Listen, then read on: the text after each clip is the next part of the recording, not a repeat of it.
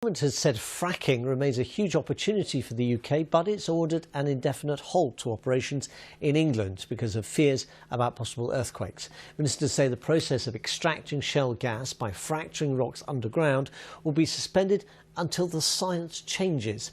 Labour has promised an end to fracking and dismissed the moratorium announced as an election stunt. Well, Professor Richard Davies of Newcastle University runs the independent research group Refine, which looks at fracking. He says that the dangers of the process are comparable to those of coal mining. In the United Kingdom, since 1972, there have been around 1,800 seismic events, earthquakes over 1.5 in magnitude. At least 21% of those were man-made. They were caused by coal mining. So we have actually lived with seismicity up to 3.4 in magnitude, is the biggest coal mine-related event. We have lived with these events for many decades. But it is true to say that the shale gas industry onshore in the UK is struggling to prevent felt earthquakes, and that has plagued the industry since 2011 and continues to do so. Well, with me is Daniel Carey-Dawes, who's Head of Rural Economy and Communities at the CPRE. Daniel, thanks very much for coming in to talk to us about this. First of all, why is the CPRE so worried about fracking?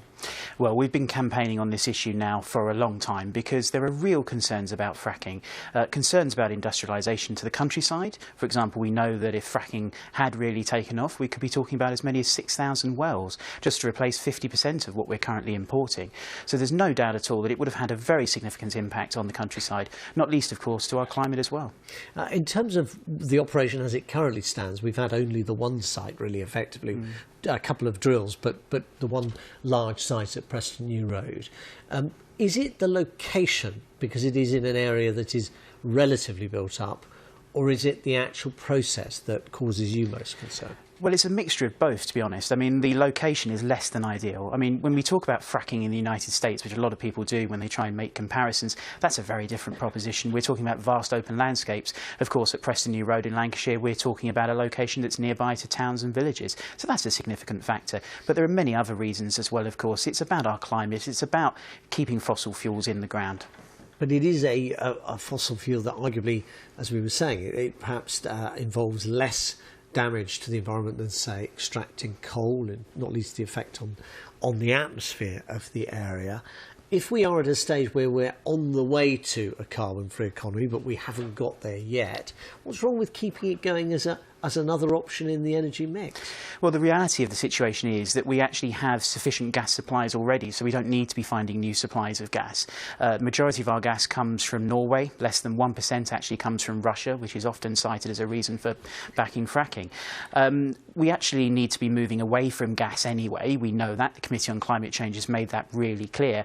The government's already set out policies to ensure that new homes will have combined heat and power rather than gas boilers. So in the long term, there's no real case for finding new supplies of gas. The long term could be decades away. It could be, and that's true, but we have sufficient supplies still for, certainly decades to come. That's not a concern that's been raised by anyone. What about how this has come about? Because there's been a long campaign by local people against it, as well as some of the big organisations like yours being, unhappy with fracking. The operations continued. The politics of it are very interesting because obviously there's an election coming up. It is a moratorium, not a ban. What do you expect to happen once the election is out the way?